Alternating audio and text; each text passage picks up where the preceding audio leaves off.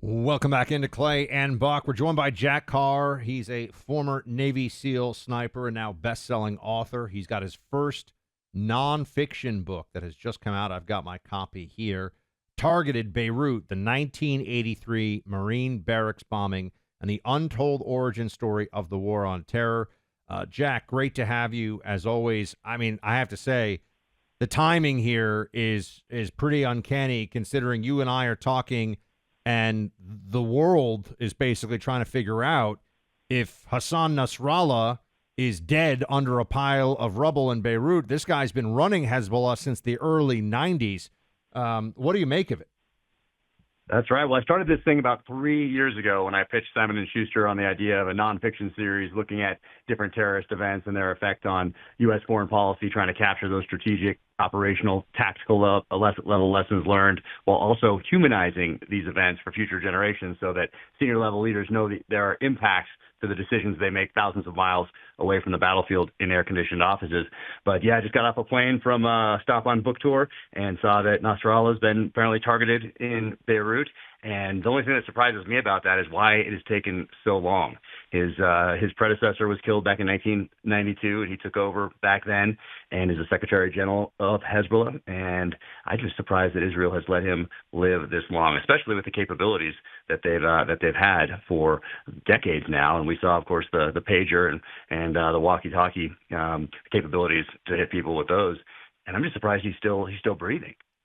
Jack, I got to ask. No, follow up, Buck, because Jack. No, I was going to say. I mean, this is bringing this in some ways full circle. I mean, Hezbollah, your book out today, Targeted Beirut, is about what was really the greatest loss of life terrorist attack for America before 9/11. I mean, the bombing of the Marine barracks sent a shockwave through the entirety of the West, certainly America and the armed forces back in 83. And it was a Hezbollah operation, in many ways the beginning of the War on Terror. That's right. Yeah, 220 Marines, 18 sailors, 3 soldiers killed that day. There were others killed between an embassy bombing, which happened in April of 1983. Multiple people killed throughout that summer, fall until October 23rd. And what it did, though, is it taught Iran that terrorism works.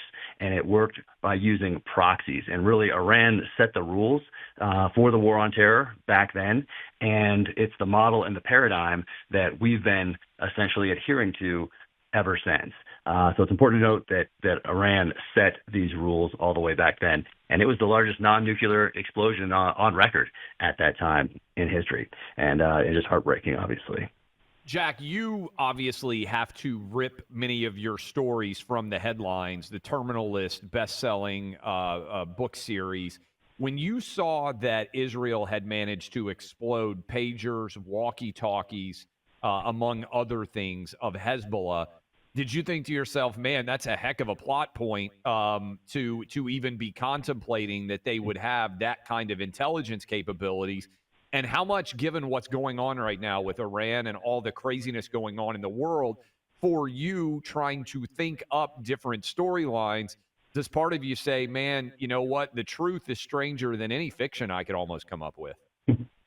Yeah, for the past 8 years, that has certainly come to be true. If you'd written some of this stuff back before 2016, people would have put you in the science fiction category. Wouldn't have believed it. You couldn't have carried all your readers along with a lot of the things that have happened both in domestic politics here in the United States and around the world. But this pager operation and follow-on attack through another communication device, absolutely remarkable, will be studied for decades, probably centuries to come, and really highlights just the reach of Israeli intelligence services.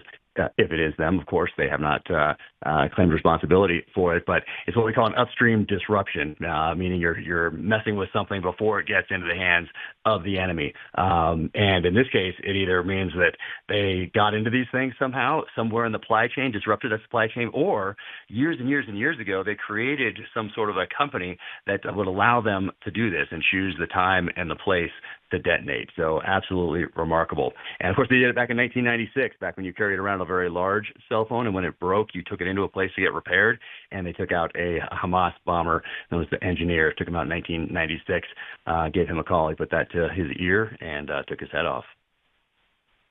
Jack, there's going to be a lot of analysis and thinking over the weekend on what comes next.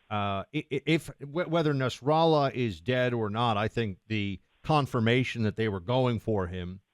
I mean, Nasrallah is effectively a head of state in Lebanon, meaning he runs the country, whether they, whatever his title may be. He's the most powerful figure in that country and has been for some time now.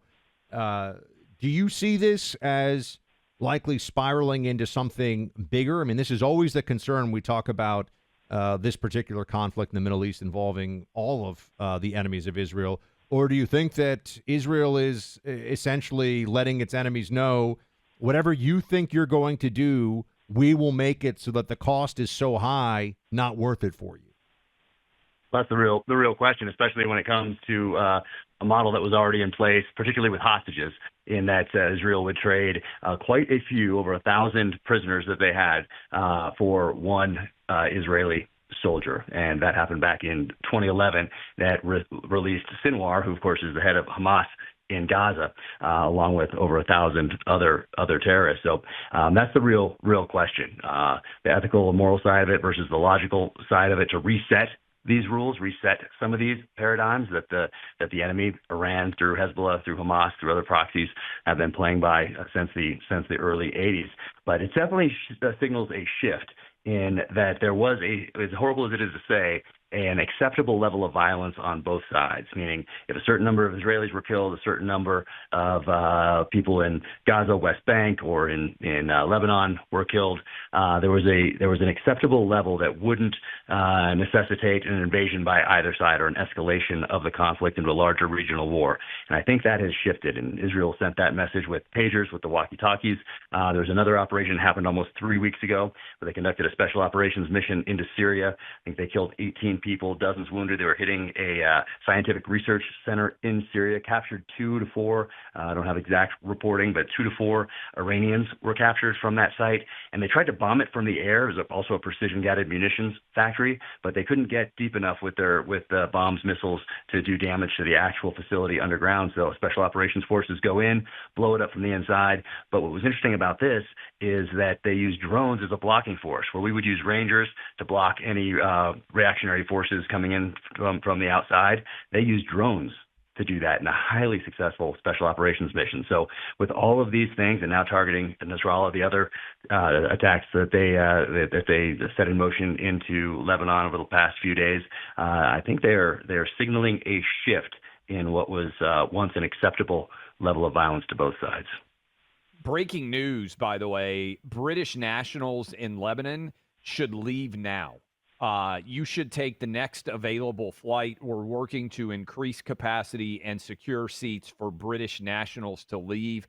That is the government of England telling everybody in that country to get out. That is a sign that things are going to get really rough. Jack, I'm curious. This is your first nonfiction book. You've had incredible success writing fiction. And again, the book is targeted Beirut, 1983, Marine barracks bombing, the untold origin story of the war on terror. How was it different to write fiction versus nonfiction? Which did you prefer? Did they feel different to you? Did you have to work different muscles to tell this story compared to the stories that you've told before? You definitely feel a heavier weight with this, meaning in the fiction, in the thrillers, the James Reese series, if I get something wrong, because I do weave a lot of history into those thrillers, but if I get something wrong, I can just say, hey, it's fiction. In this, you don't have that luxury. You can't do that. It has to be right. There are people still alive who responded to this bombing, who are digging their buddies out of that rubble with their bare hand, K-bar knives, shovel, maybe a crowbar if they could find one. There are people that dug themselves up out of that rubble that day. There are family members who've had an empty seat at the dinner table ever since October 23rd of 1983. I talked to as many of them as I possibly could, over 1,000 letters that people had sent home, audio tapes that they'd sent home, recordings of their voice, so you could really get to know these people who were on the ground there to humanize this. So you owe it to them to be as thoughtful, as respectful as you possibly can, and to really get it right. You have to. There is no leeway. So I'd say there is a lot more weight on your shoulders when you're doing the nonfiction side of the house than when you're doing the fiction side of the house, just out of respect for those who lived through this bombing and those who did not. Well, Jack, we appreciate the time. Your books, The Terminal List, have been amazing, that entire series. And we encourage people to check out this first nonfiction book, Targeted Beirut, the 83 story of that attack and the origin of the war on terror. Look forward to seeing you again in person. We appreciate you spending the time with us, and I know our listeners really appreciate the books you're writing. Oh, thanks so much for having me on. This ended up being a lot more timely than I suspected 3 years ago, unfortunately. But it's out there, and it was humbling to tell these stories and be trusted by the Beirut veterans to tell this story.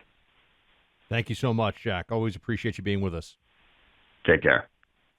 Buck, on a positive side, a lot of negativity out there, but we try to be bright, shining rays of sunshine every single day for 3 hours. And that carried through last night when the Giants lost to the Cowboys and we hit a 10-1 payoff at Prize Picks. First one of the year. We came within a foot on the opening Thursday night. For everyone who played along with us, congratulations. You 10x'd your money. We hit one. We were close in week 1. Week 2, not that close. Week 3, I was wrong on everything. Week 4, boom, back in the winner's circle for the first time in this year. And if you like football, and I'm about to hop in a car and head down to Tuscaloosa, Alabama for the Georgia-Alabama game where Donald Trump's going to be with us. We're going to do an Outkick interview, and then we're going to be with Donald Trump down in Mar-a-Lago soon. But if you love NFL, if you love college football, if you like having a little bit extra on the game, you need to download Prize Picks right now. You can play in Texas. You can play in California. You can play in Georgia. You can play all over the country, 30-plus states. If you are feeling left out and you're going to be sitting down watching college football or the NFL, you can turn $5 into $50. And you can get $50 right off the top when you sign up using my name, Clay, right now. So I'll give you another pick on Thursday of next week. NFL action, Thursday night football, but you can go ahead and get signed up now and get $50. And if you had rolled that $50 into the picks that we gave you yesterday, you'd have $500 now. Now, we didn't win the first couple of times, but maybe we're going to win again. It's a lot of fun. PrizePicks.com. My name, Clay, C-L-A-Y. That's PrizePicks.com. My name, Clay. Make a $5 pick. You get $50. Boom. No risk. How many other places out there will just give you $50? Prize Picks will. PrizePicks.com. My name, Clay. You're a winner too, Buck. It was awesome.